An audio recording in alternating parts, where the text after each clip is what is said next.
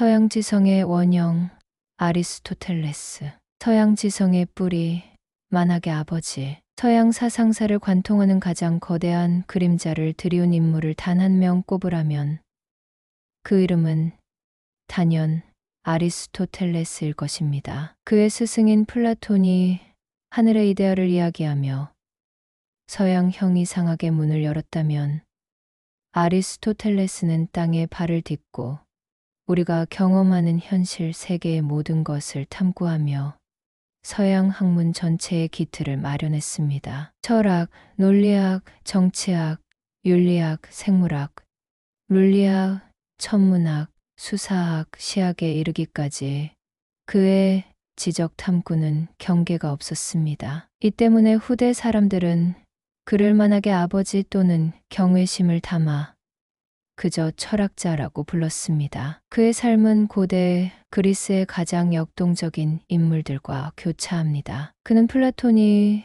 세운 아카데미아에서 20년간 수학하며 가장 뛰어난 제자로 인정받았고 이후 마케도니아의 왕자였던 알렉산더의 스승이 되어 훗날 세계를 정복할 대왕의 지적 성장에 결정적인 영향을 미쳤습니다. 아테네로 돌아와서는 자신의 학교인 리케이온을 설립하여 수많은 제자를 길러내며 독자적인 학문 체계를 완성했습니다. 그의 철학은 현실 세계에 대한 구체적인 관찰과 경험을 중시하는 경험론적 접근을 특징으로 합니다. 그는 모든 존재의 근본 원인을 탐구하고 모든 학문을 체계적으로 분류했으며 올바른 사유의 규칙인 논리학을 창시했습니다. 아리스토텔레스가 남긴 지적 유산은 서양 문명의 DNA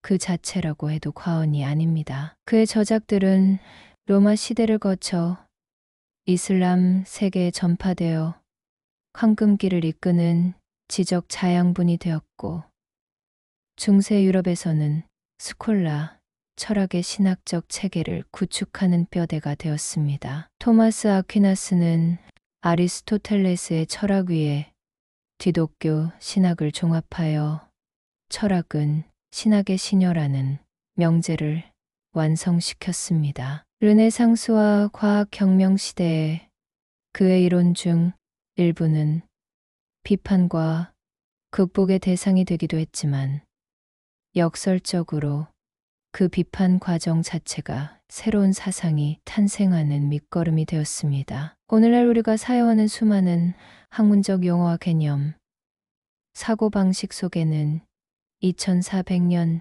전 아리스토텔레스의 깊은 숨결이 여전히 살아 숨쉬고 있습니다. 그의 세계를 탐험하는 것은 곧 서양 지성사의 가장 깊은 원류를 거슬러 올라가는 장대한 여정이 될 것입니다. 플라톤의 제자, 스승의 그림자를 넘어서 아리스토텔레스의 사상을 이해하기 위해서는 그의 지적 여정이 시작된 플라톤의 아카데미아 시절을 먼저 살펴보아야 합니다. 그는 기원 384년 그리스 북부의 작은 도시 스타게이라에서 태어났습니다. 그의 아버지 니코마코스는 마케도니아 왕실의 주치의였는데 이러한 의학적 배경은 훗날 그가 추상적인 관념보다 구체적인 사물과 생명체를 관찰하고 분석하는 경험주의적 태도를 갖게 된 중요한 배경이 됩니다. 17세의 나이에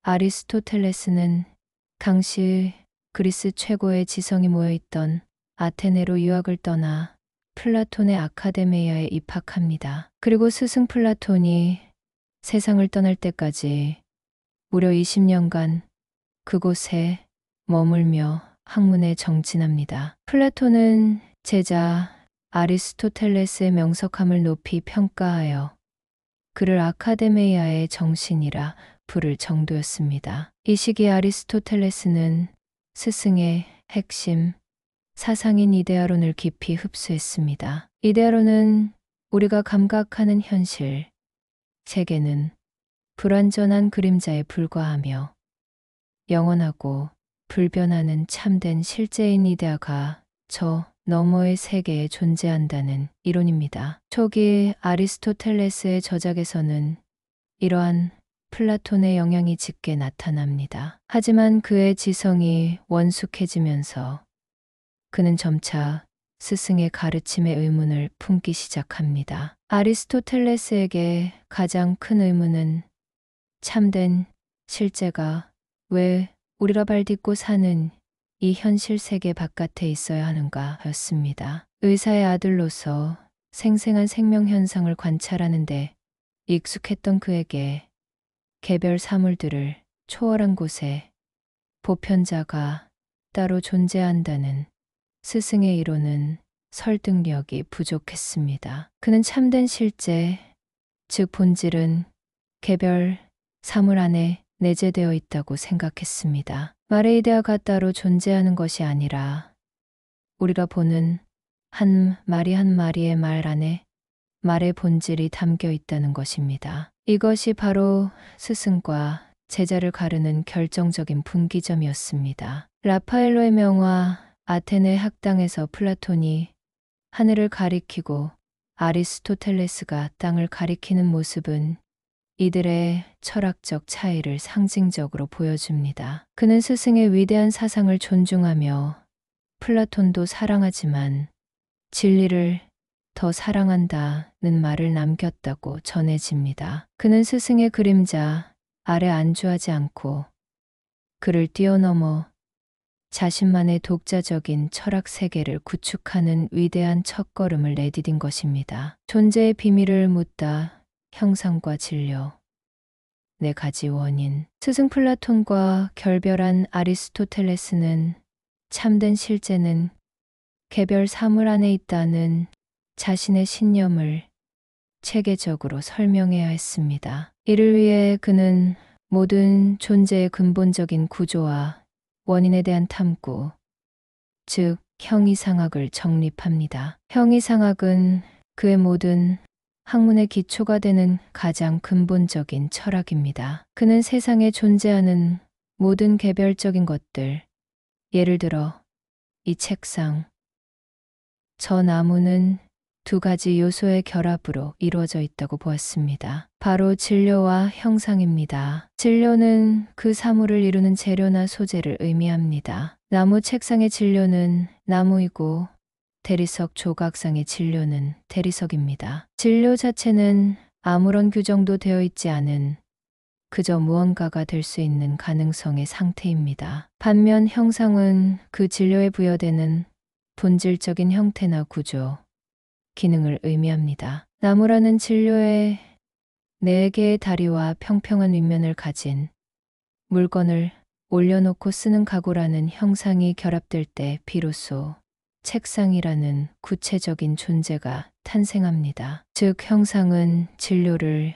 현실화시키는 원리입니다. 플라톤에게 형상이 대하의 사물과 분리된 채 저 너머에 있었다면 아리스토텔레스에게 형상은 진료와 분리될 수 없이 개별 사물 안에 내재합니다. 더 나아가 그는 어떤 사물이 존재하고 변화하는 이유를 설명하기 위해 4가지 원인 이론을 제시합니다. 이는 어떤 존재에 대해 왜? 라고 물었을 때 나올 수 있는 4가지 근본적인 대답입니다. 진료인 그것이 무엇으로 만들어졌는가? 예, 조각상에 진료 있는 대리석이다. 형상인 그것의 본질이나 형태는 무엇인가? 예, 조각상의 형상이는 특정 인물의 모습이라는 디자인이다. 작용인 무엇이 그것을 만들었는가? 변화를 일으키는 동력은 무엇인가? 예, 조각상의 작용인은 조각가의 망치질이다. 목적인 그것은 무엇을 위해 존재하는가?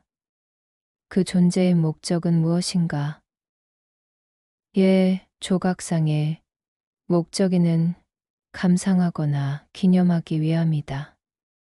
아리스토텔레스에게 이 4가지 원인, 특히 목적이는 매우 중요했습니다. 그는 모든 존재가 자신에게 내재된 고유한 목적을 실현하려는 경향성을 가지고 있다고 보았습니다. 이처럼 그의 형이상학은 눈에 보이는 현실, 세계의 존재 구조와 변화의 원리를 체계적으로 설명하려는 위대한 시도였습니다. 모든 움직임의 시작 부동의 원동자. 아리스토텔레스의 형이상학적 탐구는 자연스럽게 우주 전체의 근원적인 문제로 이어집니다. 그는 자신의 형이상학 체계, 특히 네 가지 원인, 이론을 통해 세상의 모든 변화와 움직임을 설명하고자 했습니다. 그에 따르면 모든 움직이는 것은 다른 무언가에 의해 움직여집니다. 예를 들어 공은 발에 의해 움직여지고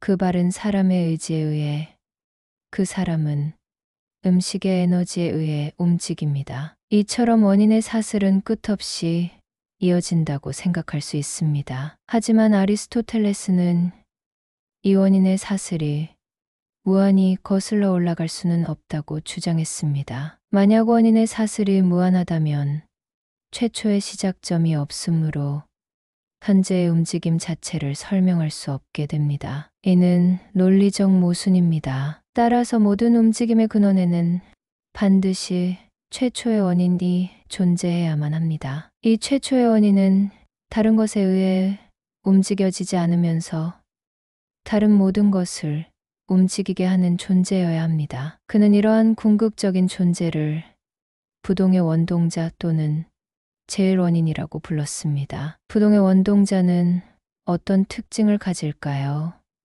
첫째, 그것은 스스로 움직이지 않아야 하므로 부동입니다. 만약 그것이 움직인다면 그것을 움직이게 한 또 다른 원인이 필요하게 되어 무한 후퇴의 오류에 빠지기 때문입니다. 둘째, 그것은 다른 모든 것을 움직이게 하는 원동자입니다. 그런데 부동의 원동자는 물리적인 힘을 가해서 다른 것을 움직이게 하지 않습니다. 왜냐하면 물리적 작용은 그 자체로 변화이자 움직임이기 때문입니다. 대신 부동의 원동자는 다른 것들이 동경하고 사랑하는 대상으로서 움직임을 유발합니다. 마치 사랑하는 사람이 아무것도 하지 않아도 사랑하는 자의 마음을 움직여 행동하게 만들듯이 우주의 모든 존재들이 부동의 원동자의 완전성을 닮으려고 노력하는 과정에서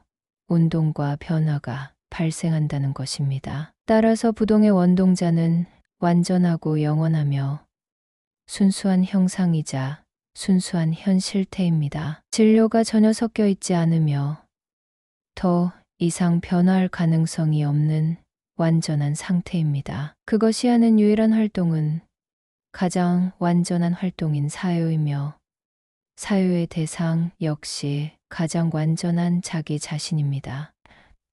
즉, 사유에 대한 사유가 부동의 원동자의 본질입니다. 이는 아리스토텔레스 철학 체계에서의 신에 해당하는 개념으로 이후 중세 기독교 신학과 이슬람 철학의 신존재 증명에 지대한 영향을 미치게 됩니다. 사유의 도구를 만들다, 논리학과 3단 논법. 아리스토텔레스의 위대함은 단지 철학적, 과학적 내용을 제시한 데 그치지 않고 올바르게 생각하고 타당하게 추론하는 방법, 즉 사유의 도구를 발명했다는 데 있습니다. 그가 창시한 논리학은 이후 2000년 넘게 서양 학문의 가장 기본적인 방법론으로 자리 잡았습니다. 아리스토텔레스 자신은 논리학이라는 용어 대신 분석론이라고 불렀으며 이를 특정 학문이 아니라 모든 학문을 위한 도구라고 생각했습니다. 그의 논리학의 핵심은 3단 논법입니다. 3단 논법은 이미 알고 있는 두 개의 전제 판단로부터 필연적으로 새로운 결론을 이끌어내는 연역 추론의 형식입니다. 가장 고전적인 예시는 다음과 같습니다. 대전제 모든 사람은 죽는다. 소전제 소크라테스는 사람이다. 결론 그러므로 소크라테스는 죽는다. 이 구조에서 두 전제가 참이라면 결론은 반드시 참이 됩니다. 아리스토텔레스는 이러한 논리적 필연성이 단어의 의미가 아니라 문장의 형식 또는 구조에서 비롯된다는 사실을 간파했습니다. 그는 변수 A, B, C를 사용하여 모든 B는 A다. 모든 C는 B이다. 그러므로 모든 C는 A이다. 같은 추론의 타당성을 형식적으로 분석했습니다. 이는 기호 논리학의 시초가 되는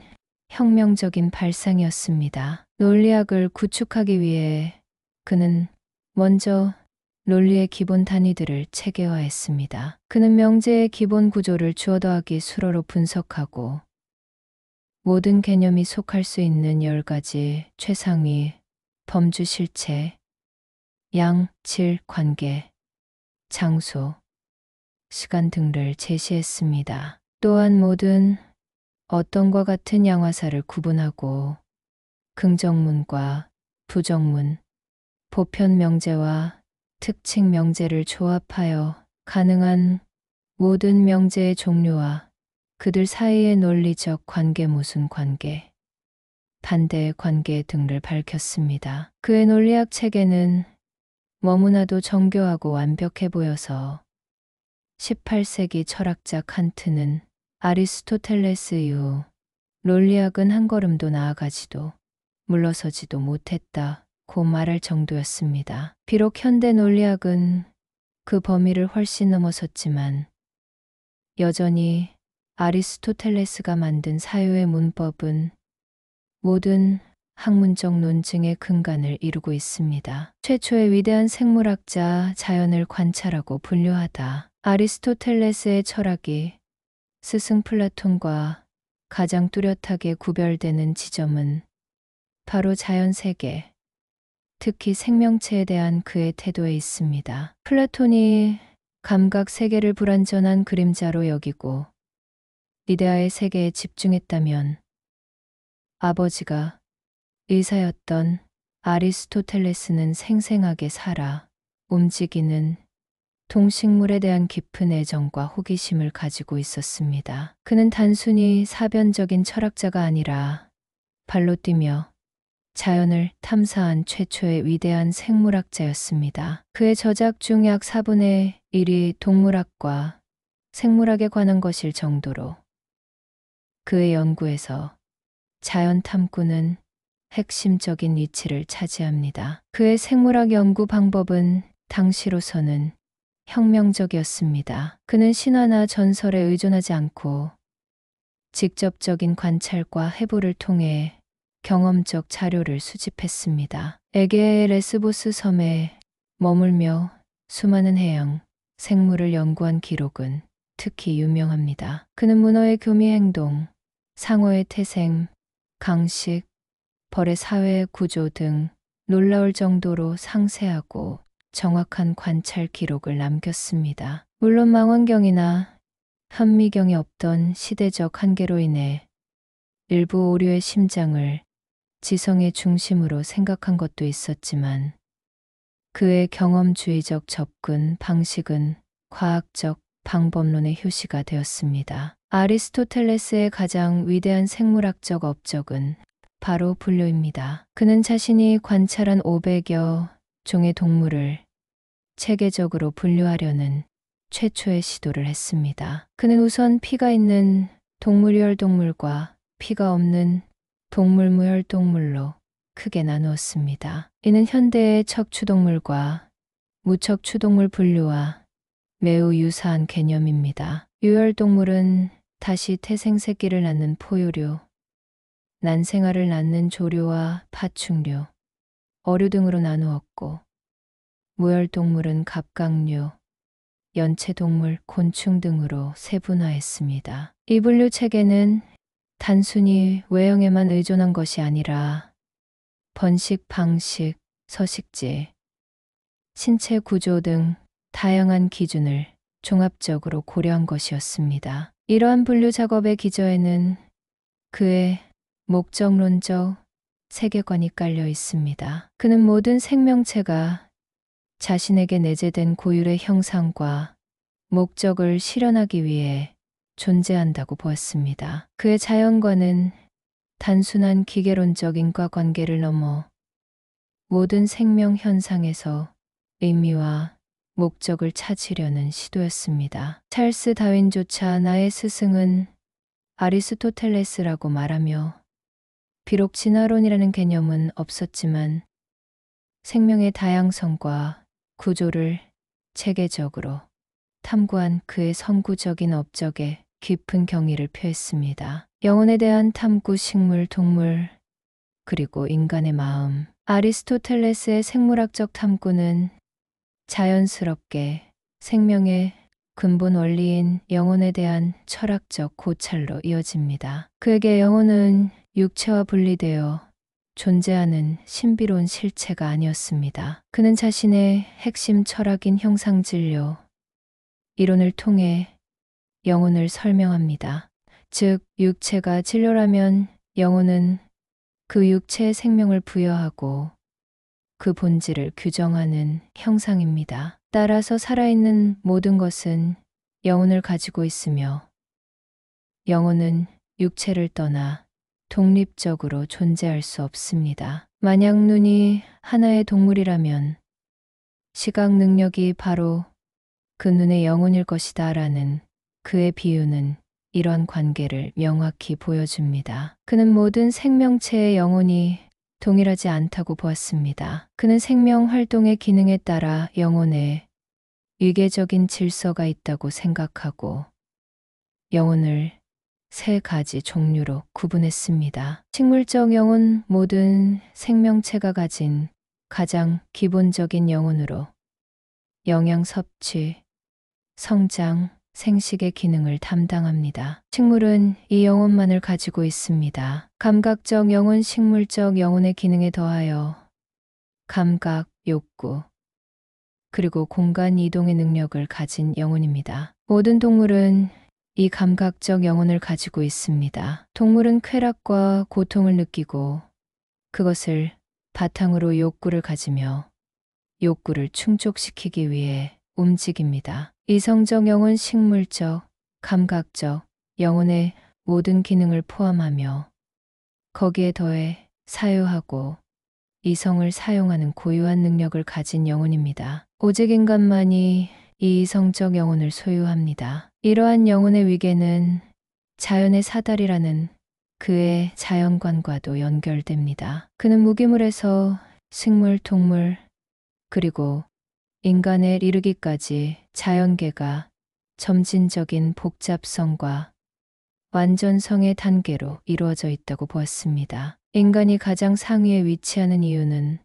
바로 사유하고 반성할 수 있는 이성을 가졌기 때문입니다. 그의 영혼에 대한 탐구는 서양 심리학의 기원이 되었습니다. 그의 저서 영혼에 관하여는 최초의 심리학 개론서로 평가받습니다. 그는 여기서 감각, 기억, 상상, 꿈, 욕구, 감정 등 다양한 정신 활동의 원리를 분석했습니다. 특히 그는 외부 세계의 정보가 감각기관을 통해 어떻게 마음속에 각인되는지에 대한 과정을 상세히 설명하며 인식론의 기초를 닦았습니다. 이처럼 그의 영혼론은 생물학과 철학, 심리학을 아우르는 통합적인 인간 이해의 틀을 제공했습니다. 어떻게 살 것인가, 행복의 eudaimonia과 중용의 윤리학, 형이상학과 자연학을 통해 존재의 원리를 탐구한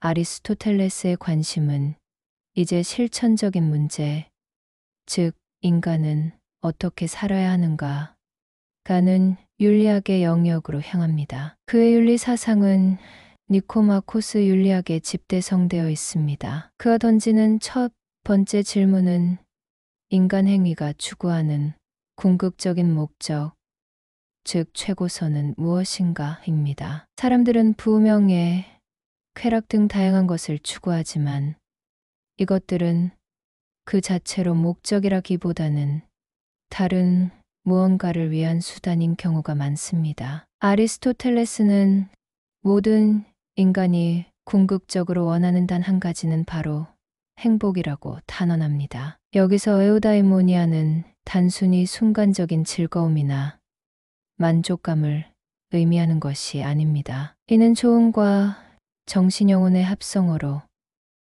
인간의 잠재력을 최고로 발현하며 잘 살아가는 상태, 즉 좋은 삶 또는 완전한 번영에 가까운 개념입니다. 그렇다면 어떻게 이 에우다이모니아에 도달할 수 있을까요?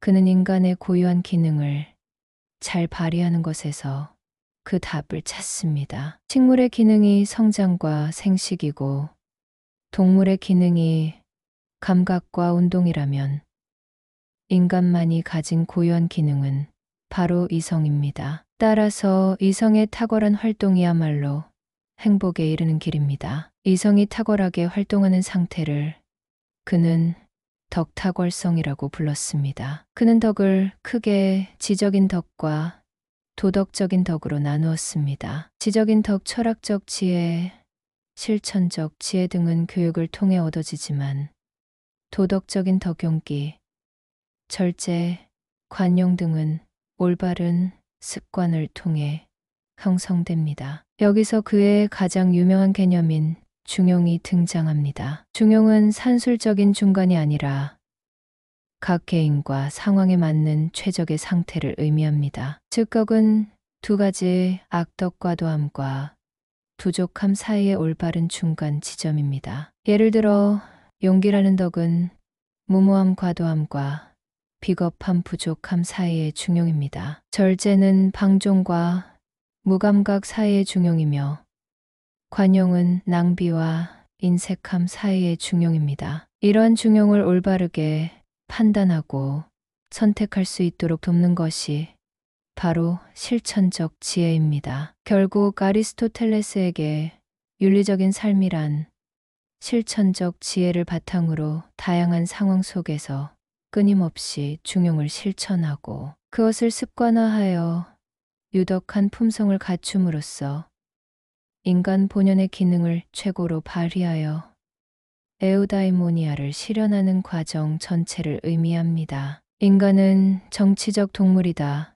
폴리스와 최선의 정체. 아리스토텔레스에게 윤리학과 정치학은 분리될 수 없는 동전의 양면과도 같습니다. 개인의 좋은 삶윤리은 공동체 안에서만 완성될 수 있기 때문입니다. 그는 자신의 저서 정치학에서 인간은 본성적으로 정치적 동물이다라는 유명한 명제를 제시합니다. 이는 인간이 단순히 무리를 지어 사는 동물을 넘어 언어와 이성을 통해 선과 악, 옳고 그름에 대해 소통하고 합의하며 폴리스라는 정치 공동체를 구성하며 살아가는 본성을 지녔다는 의미입니다. 따라서 폴리스의 목적은 단순히 생존이나 안보를 넘어 시민들이 누덕한 삶을 통해 궁극적인 행복의 eudaimonia를 실현하도록 돕는 데 있습니다. 좋은 국가는 좋은 시민을 길러내고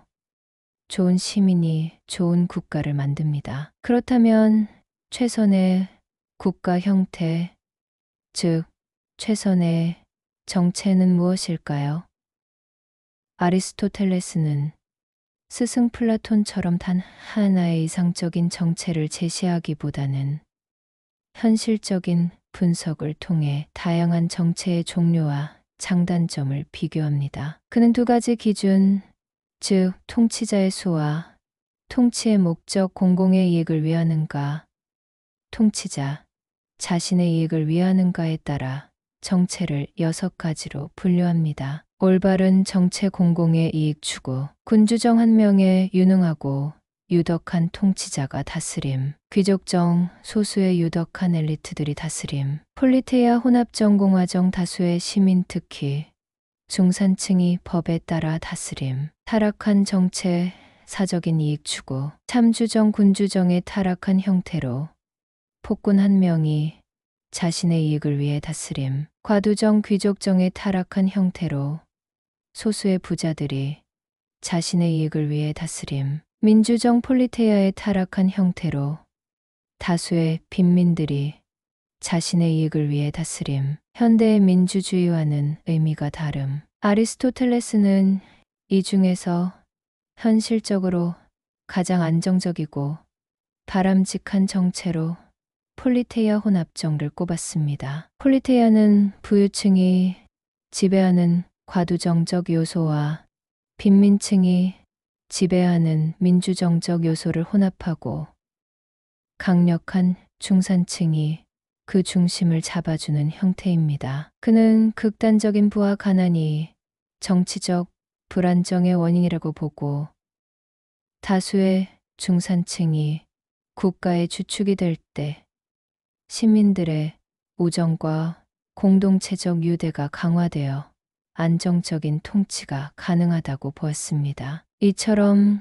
그의 정치학은 이상에 치우치기보다 현실에 귀반한 예리한 분석과 중용의 지혜를 바탕으로 가장 실현 가능한 최선의 길을 모색했다는 점에서 큰 의의를 가집니다. 설득의 기술 레토릭, 말의 힘과 구조. 아리스토텔레스의 관심은 인간이 어떻게 행복한 삶을 살고 어떻게 좋은 국가를 이룰 것인가에만 머무르지 않았습니다. 그는 시민들이 폴리스라는 공동체 안에서 실제로 상호작용하고 의사를 결정하는 구체적인 방법론에도 주목했는데 그것이 바로 수사학, 즉 설득의 기술입니다. 당시 아테네 민회나 법정에서는 자신의 주장을 효과적으로 전달하여 청중을 설득하는 능력이 시민의 중요한 덕목이었습니다. 플라톤은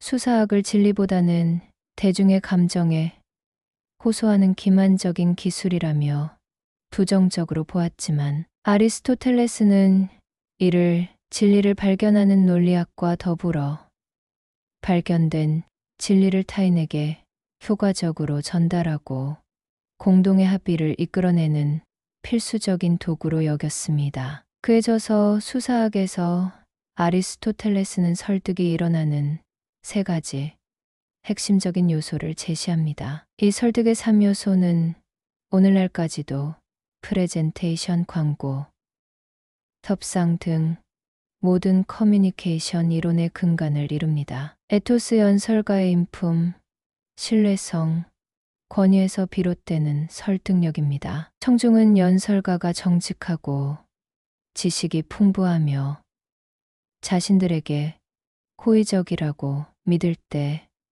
그의 말을 더 잘 신뢰하게 됩니다. 아리스토텔레스는 이 에토스를 설득의 가장 강력한 요소라고 보았습니다. 아무리 논리적이고 감동적인 말을 해도 말하는 사람을 믿을 수 없다면 설득은 일어나지 않기 때문입니다. 파토스 청중의 감정 상태에 호소하여 이끌어내는 설득력입니다. 연설가는 청중의 마음속의 분노, 연민, 두려움, 기쁨과 같은 감정을 불러일으킴으로써 그들의 판단에 영향을 미칠 수 있습니다. 효과적인 이야기, 생생한 묘사, 감정적인 언어 사용이 파토스를 자극하는 방법입니다. 로고스 주장의 논리적인 측면, 즉 이성에 호소하는 설득력입니다. 연설가는 명확한 증거, 타당한 추론, 일관된 논증 구조를 통해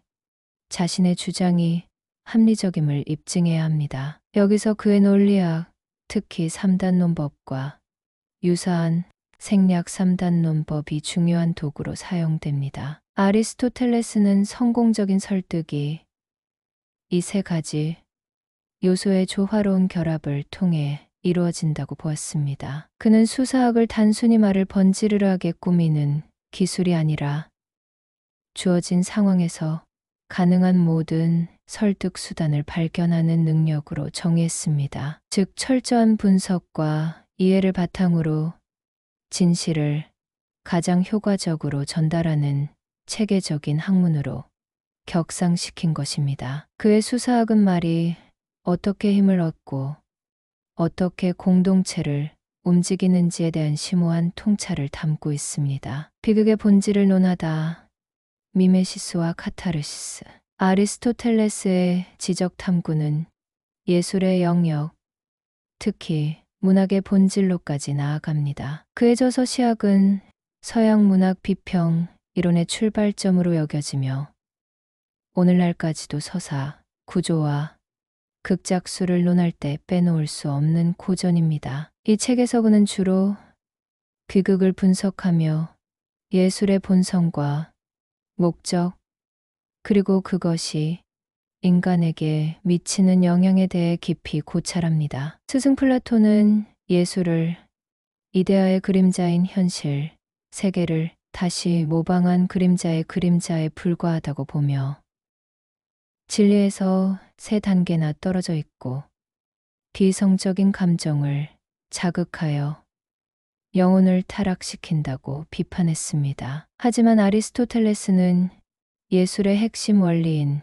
미메시스, 즉 모방을 긍정적으로 재해석합니다. 그에게 미메시스는 단순한 복사가 아니라 현실에 존재하는 개별적이고 산발적인 사건들로부터 보편적이고 본질적인 진실을 이끌어내어 재창조하는 창조적인 행위입니다. 역사가가 실제로 일어난 일을 기록한다면 시인작가은 일어날 법한 일, 즉 인간 존재의 보편적인 가능성을 보여줍니다. 따라서 예술은 철학처럼 보편적인 진리를 다루며 우리에게 인간 조건에 대한 깊은 통찰을 제공한다는 것입니다. 그렇다면 비극은 관객에게 어떤 영향을 미칠까요? 여기서 아리스토텔레스는 그의 가장 유명한 문예, 이론인 카타르시스 개념을 제시합니다. 비극은 통정과 공포를 통해 그러한 감정들의 정화를 완수한다고 그는 말합니다. 관객은 무대 위 주인공의 비극적인 운명을 보면서 한편으로는 그가 겪는 과도한 불행에 대해 연민과 동정을 느끼고 다른 한편으로는 저런 끔찍한 일이 나에게도 일어날 수 있다는 두려움과 공포를 느낍니다. 이 과정에서 관객의 마음속에 억압되어 있던 부정적인 감정들이 안전한 방식으로 분출되고 해소되면서 일종의 정신적인 정화와 치유를 경험하게 된다는 것입니다. 카타르시스를 통해 관객은 감정의 균형을 되찾고 비극이 담고 있는 보편적 진리에 대한 지적인 깨달음을 얻어 더 성숙한 인간으로 거듭납니다. 또한 그는 성공적인 비극의 구성 요소 플롯, 성격, 언어, 사상, 장면, 노래를 분석하고 특히 잘 짜인 플롯을 비극의 가장 중요한 요소로 꼽았습니다. 그는 플롯이 처음, 중간, 끝을 가진 유기적인 전체여야 하며 발견과 급정과 같은 극적 장치를 통해 필연적으로 비극적 결말에 이르러야 한다고 설명했습니다. 이처럼 아리스토텔레스의 시학은 예술을 옹호하고 그 심리적, 지적 가치를 체계적으로 분석한 최초의 위대한 시도였습니다. 제국의 스승 알렉산더 대왕을 가르치다. 아리스토텔레스의 삶에서 가장 극적인 장면 중 하나는 바로 강대 세계의 패권을 장악해가던 마케도니아의 필리포스 2세의 초빙을 받아 그의 아들 훗날의 알렉산더 대왕의 개인 교사가 된 일입니다. 기원전 343년경 아리스토텔레스는 40대 초반의 나이로 마케도니아의 수도 펠라로 가서 13세의 야심만만한 왕자를 약 3년간 가르치게 됩니다. 세계사에서 가장 위대한 철학자와 가장 위대한 정복자의 만남이라는 이 사건은 후대인들의 상상력을 끊임없이 자극해왔습니다. 아리스토텔레스가 알렉산더에게 정확히 무엇을 가르쳤는지에 대한 상세한 기록은 많지 않지만 우리는 그의 철학 체계를 통해 그 내용을 충분히 짐작할 수 있습니다. 그는 호메로스의 서사시 일리아스를 교재 삼아 문학을 가르쳤고 알렉산더는 일리아스를 평생 지니고 다닐 정도로 깊은 감명을 받았다고 전해집니다. 또한 정치학, 윤리학, 수사학을 통해 이상적인 군주의 덕목과 통치술, 그리고 사람들을 설득하는 기술을 전수했을 것입니다. 그의 생물학과 지리학에 대한 지식은 알렉산더가 이지의 세계를 탐험하고 정복하려는 호기심을 자극했을 가능성이 큽니다. 실제로 알렉산더는 동방 원정 중에 수많은 동식물 표본과 관찰 기록을 수집하여 아리스토텔레스에게 보냈다는 이야기도 전해집니다. 둘의 관계가 항상 이상적이지만은 않았을 것입니다. 아리스토텔레스는 기본적으로 그리스의 도시국가 폴리스를 가장 이상적인 공동체로 보았고, 그리스인을 우월하게, 비그리스인 바르바로이를 열등하게 여기는 당대의 편견에서 완전히 자유롭지는 못했습니다. 반면 제자 알렉산더는 폴리스의 시대를 넘어 동서양을 아우르는 거대한 세계의 제국을 건설하고 페르시아 문화를 존중하며 민족 융합 정책을 추진했습니다. 이는 스승의 정치적 이상과는 다른 길이었습니다. 알렉산더가 페르시아식 예법을 도입하고 자신을 신격화하려 했을 때 두 사람 사이에 갈등이 있었다는 기록도 있습니다. 그럼에도 불구하고 아리스토텔레스의 가르침이 알렉산더에게 미친 영향은 지대했습니다. 합리적인 사고방식, 미지의 세계에 대한 과학적 탐구 정신, 그리고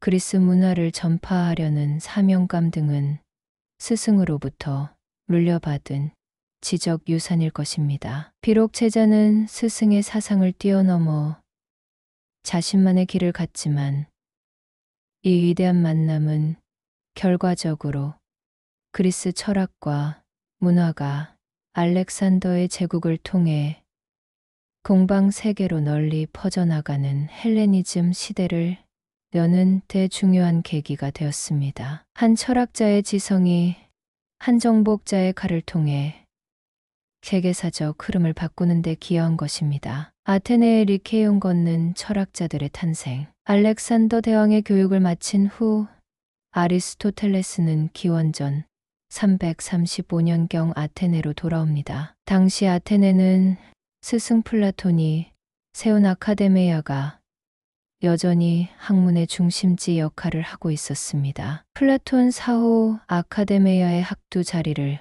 이어받지 못하고 아테네를 떠나야 했던 아리스토텔레스는 이제 50세의 원숙한 철학자가 되어 자신만의 학교를 설립하기로 결심합니다. 그는 아폴론 리케이오스 신전 근처의 공공체육관 김나시온을 빌려 학교를 열었는데 이것이 바로 리케이온입니다. 리케이온은 스승의 아카데메아와는 여러 면에서 다른 성격을 띠었습니다. 아카데메아가 수학과 경이상학 같은 추상적이고 사변적인 주제에 더 집중했다면 리케이온은 아리스토텔레스의 학문적 관심사를 반영하여 생물학, 역사학, 정치학 자료 수집 등 경험적이고 실증적인 연구를 훨씬 더 중요하게 여겼습니다. 리케이온은 단순한 교육기관을 넘어 도서관, 박물관, 연구소를 결합한 최초의 종합연구기관에 가까웠습니다. 알렉산더 대왕의 지원에 힘입어 방대한 양의 서적과 동식물 표본, 각지 폴리스의 헌법, 자료 등을 수집하고 체계적으로 연구했습니다. 리케이온의 가장 큰 특징 중 하나는 독특한 교육 방식이었습니다. 아리스토텔레스와 그의 제자들은 김나시온의 그늘진 산책로를 거닐며 토론하고 강의하는 것을 즐겼다고 합니다. 이 때문에 리케이온 학파는 소요학파 또는 페리파토스 학파로 불리게 되었습니다. 페리파토스는 주의를 거닐다는 뜻의 그리스어에서 유래한 말입니다. 이러한 걷는 철학의 이미지는 책상에 앉아 사변에 몰두하기보다 현실 세계를 직접 거닐고 관찰하며 생생한 지식을 탐구했던 아리스토텔레스의 학문적 태도를 상징적으로 보여줍니다. 리케온에서 아리스토텔레스는 약 12년간 왕성한 연구와 저술, 교육 활동을 펼치며 자신의 학문 체계를 집대성했습니다. 현재 우리가 접하는 그의 저작 대부분은 이 시기의 강의를 위해 작성된 노트나 교재 형태의 글들입니다. 그는 오전에는 소수의 제자들을 대상으로 심화된 철학 주제를 강의하고 오후에는 더 많은 대중을 대상으로 공개 강연을 열었다고 합니다. 리케오는 아카데메이아와 함께 고대 후기까지 서양 학문의 양대 산맥으로 군림하며 아리스토텔레스의 방대한 지적 유산을 계승하고 발전시키는 중심지 역할을 했습니다. 잃어버린 지혜의 재발견, 저작의 유실과 부활. 아리스토텔레스가 인류 역사에 남긴 영향력은 그의 사후에 더욱 극적인 운명을 맞이합니다. 기원전 323년 그의 제자이자 후원자였던 알렉산더 대왕이 갑작스럽게 사망하자 아테네에서는 반마케도니아 감정이 격화되었습니다. 아리스토텔레스는 불경죄로 고발당할 위험에 처하게 되자 아테네인들이 철학에 두 번 죄를 짓게 할 수 없다 소크라테스의 처형을 염두에 둔 말는 말을 남기고 아테네를 떠나 다음 해에 사망합니다. 그의 사후 리케온에 보관되어 있던 방대한 저작들은 기나긴 유랑과 유실의 역사를 겪게 됩니다. 그의 저작들은 후계자에게 상속되었으나 습기와 벌레로 인해 훼손될 것을 우려한 상속자들이 지하 저장고에 숨겨두면서 수백 년간 세상의 빛을 보지 못했습니다. 기원전 1세기에 이르러서야 로마에서 이 원고들이 발견되어 안드로니코스라는 학자에 의해 처음으로 체계적으로 편집되고 정리되었습니다. 우리가 오늘날 접하는 아리스토텔레스 전집의 기본 틀은 이때 마련된 것입니다. 로마 제국 멸망 이후 서유럽이 암흑시대로 접어들면서 그리스어로 된 아리스토텔레스의 저작 대부분은 다시 잊히고 맙니다. 하지만 그의 지혜의 불씨는 꺼지지 않고 동쪽의 이슬람 세계로 옮겨 붙었습니다. 8세기부터 이슬람 제국의 칼리프들은 바그다드에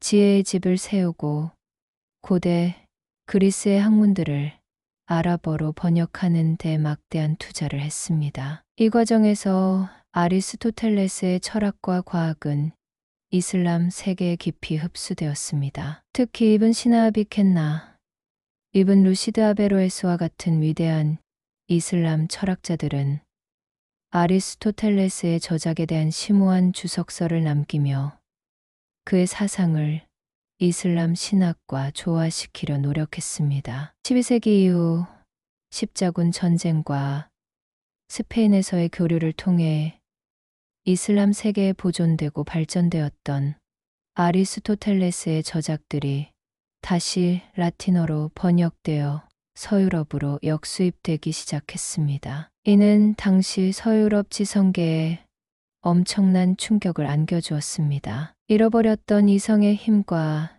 체계적인 지식의 보고가 다시 발견된 것입니다. 이 재발견은 파리 대학을 중심으로 한 대학의 탄생을 촉진했고 토마스 아퀴나스가 그의 철학을 바탕으로 디도교 신학을 집대성하는 스콜라, 철학의 황금기를 열었습니다. 이처럼 아리스토텔레스의 저작들은 1000년이 넘는 시간 동안 유실과 부활의 드라마를 거치며 동서양 문명을 잇는 거대한 다리 역할을 했습니다. 2400년의 그림자, 서양 문명을 디자인한 거인 아리스토텔레스의 사상은 단순히 과거의 유물이 아니라 오늘날까지도 서양 문명의 근간을 이루는 거대한 지적 인프라입니다. 그의 영향력은 너무나도 광범위하고 깊숙해서 우리가 의식하지 못하는 사이에도 그의 언어와 개념으로 생각하고 세상을 보고 있을 정도입니다. 그의 2400년에 걸친 유산을 몇 가지 측면에서 조망하며 이 장대한 여정을 마무리하고자 합니다. 첫째, 그는 학문 그 자체를 디자인했습니다. 그는 지식을 체계적으로 분류하여 이론, 학문형 이상학, 수학, 물리학, 실천 학문윤리학, 정치학, 제작 학문시학, 수사학으로 나누었습니다. 오늘날 대학의 학과 분류는 근본적으로 이러한 아리스토텔레스의 구분에 뿌리를 두고 있습니다. 그가 창시한 논리학은 2000년간 서양의 모든 학문적 논증과 과학적 추론의 표준적인 도구가 되었습니다. 둘째, 중세시대 그의 철학은 기독교 신학과 결합하여 스콜라 철학이라는 거대한 체계를 낳았습니다. 토마스 아퀴나스는 아리스토텔레스의 형이상학 형상과 진료, 부동의 원동자 등을 이용하여 신의 존재와 속성을 증명하고 이성과 신앙의 조화를 꾀했습니다. 이로 인해 아리스토텔레스는 세례받은 이교도로서 중세 지성계의 절대적인 권위, 즉 철학자로 군림하게 됩니다. 셋째, 근대 과학혁명의 시대에 그는 역설적인 역할을 수행했습니다. 갈릴레오, 뉴턴과 같은 과학자들은 아리스토텔레스의 목적론적이고 질적인 자연관을 비판하고 극복하며 수학적이고 기계론적인 새로운 우주관을 제시했습니다. 하지만 그들이 극복하고자 했던 거대한 산이 바로 아리스토텔레스였다는 사실 자체가 그의 막대한 영향력을 반증합니다. 또한 과학의 근본이 되는 경험적 관찰, 귀납적 추론, 체계적 분류의 정신은 바로 아리스토텔레스에게서 시작되었습니다. 오늘날에도 그의 사상은 여전히 생명력을 가지고 있습니다. 윤리학에서 덕 윤리의 부활은 그의 에우다이모니아와 중용 개념에 대한 재조명을 이끌었고, 정치 철학에서는 공동체와 시민의 덕성을 강조하는 그의 사상이 선대 자유주의의 한계를 보완하는 대안으로 논의됩니다. 문학, 법학, 생물학, 커뮤니케이션 이론 등 우리가 발딛고 있는 거의 모든 지적 영토에는 아리스토텔레스가 놓은 주춧돌이 박혀 있습니다. 그는 서양 지성이라는 거대한 건축물의 설계도를 그린 위대한 건축가였으며 그의 그림자는 앞으로도 오랫동안 인류의 지성사를 깊게 들이올 것입니다.